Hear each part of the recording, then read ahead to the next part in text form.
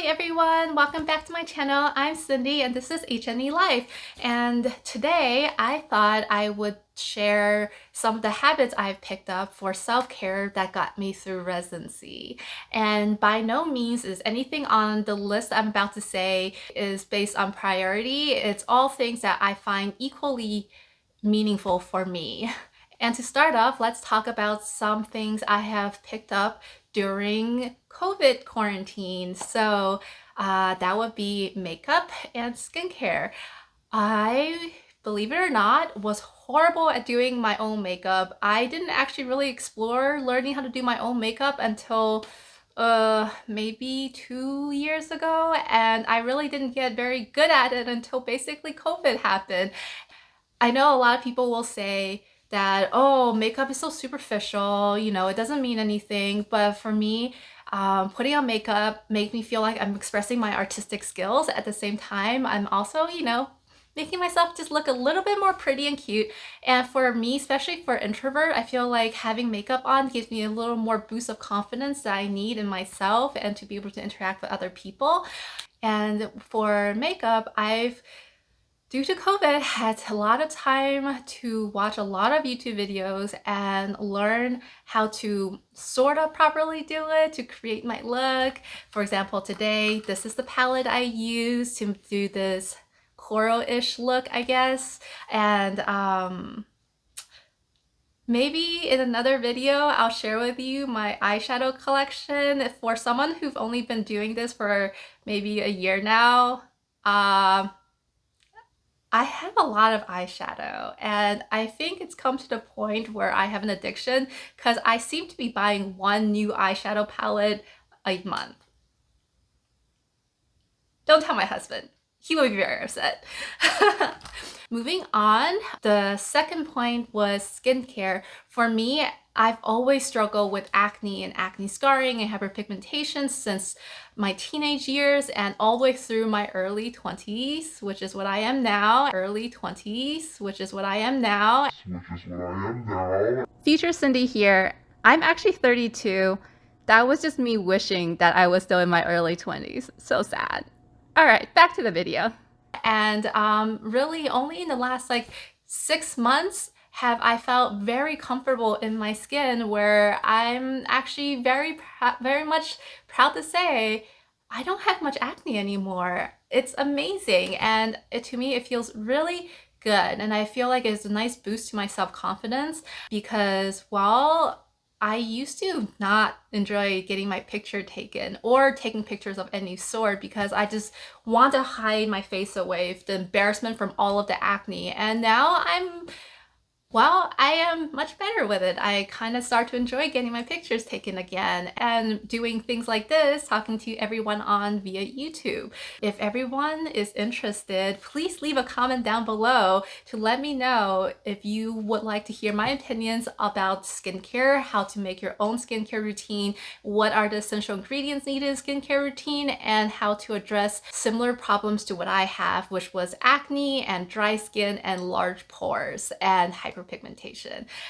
So yeah, please let me know down below if you want a video on that. If I don't make an in-depth video on skincare, I want everyone to know that they should at the very least wash their face every night and then put on moisturizer. And if this is the daytime, please wear sunscreen.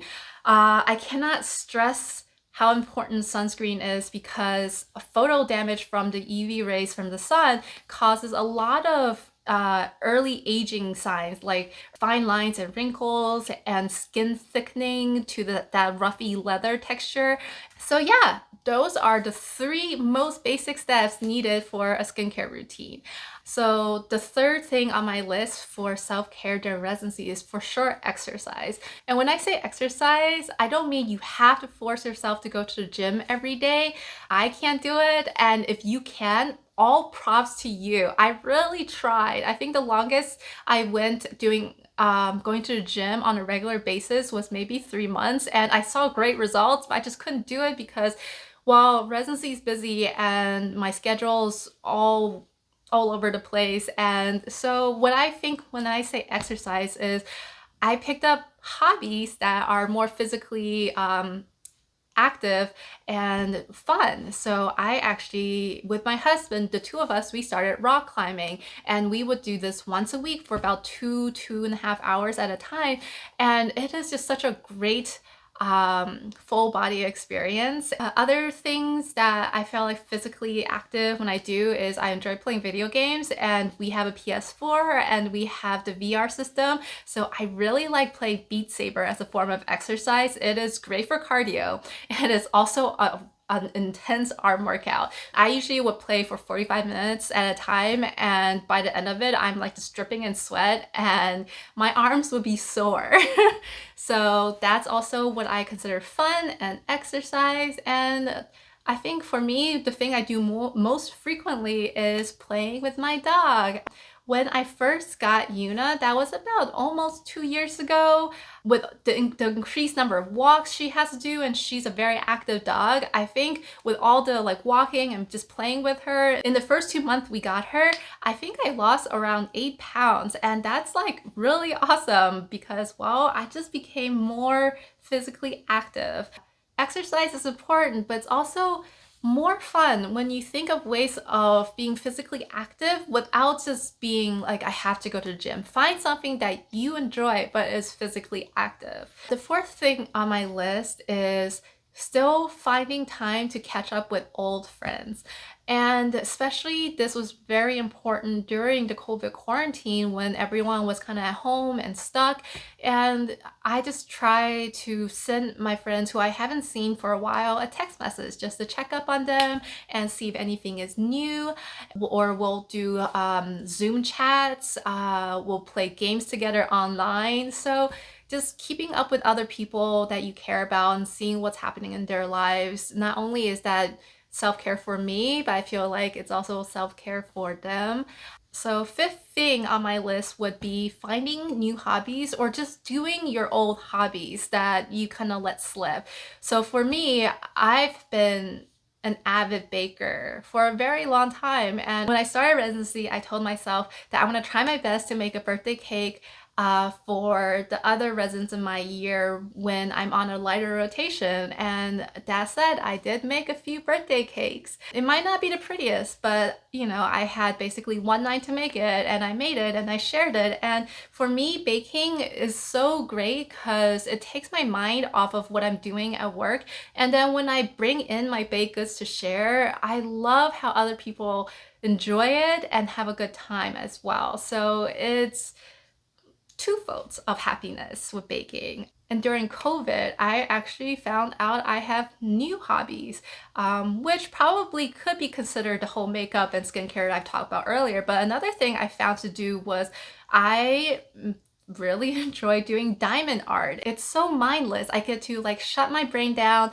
I just like put down the little diamonds on the little sticky spots, and it's just so much fun. And it makes a piece of artwork when I'm done. I actually have something framed like this one. And I guess the newest hobby I've picked up is YouTube and making videos for you guys. Sixth thing I do for self-care, which I think it's not really something I do, it's just everyday life, but I make an effort to go outside.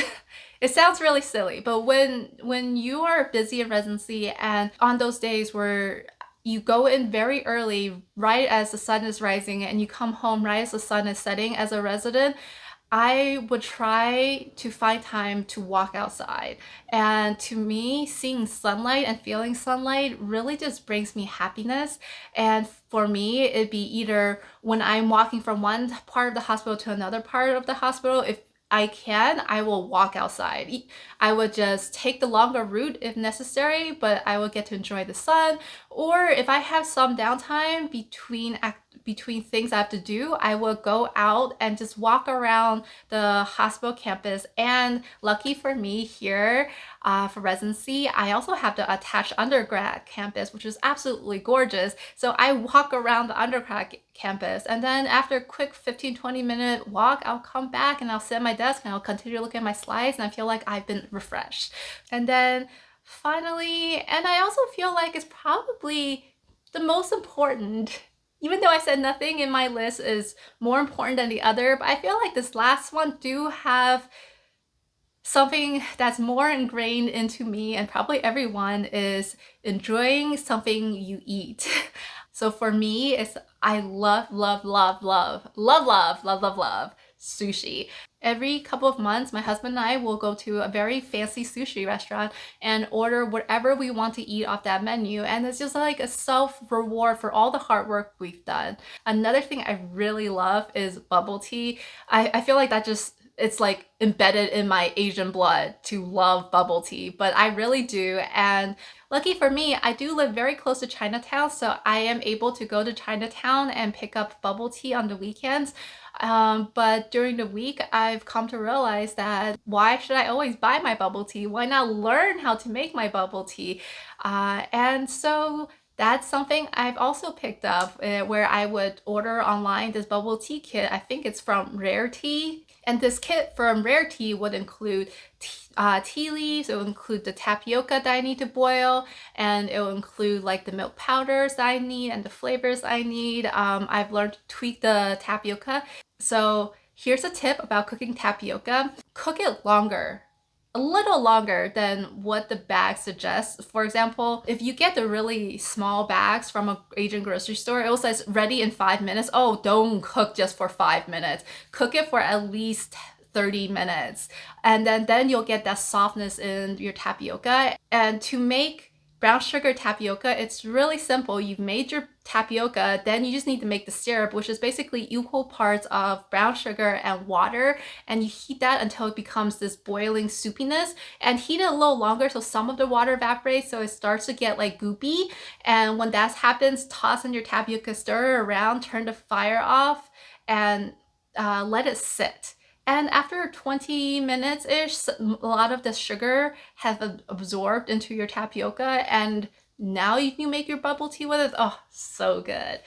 Anyways, those are some of my self-care tips slash habits I wanted to share with you guys. And by no means you have to do what I do, but I really want to stress, especially even if you're not in residency, even if you're just in med school or you're in college or you're past, you're an attending, it's very important to remember to still take care of yourself. Well, that's it for me today. I hope you enjoyed it. Please leave a comment down below for me. And as always, please like and subscribe. Okay, bye.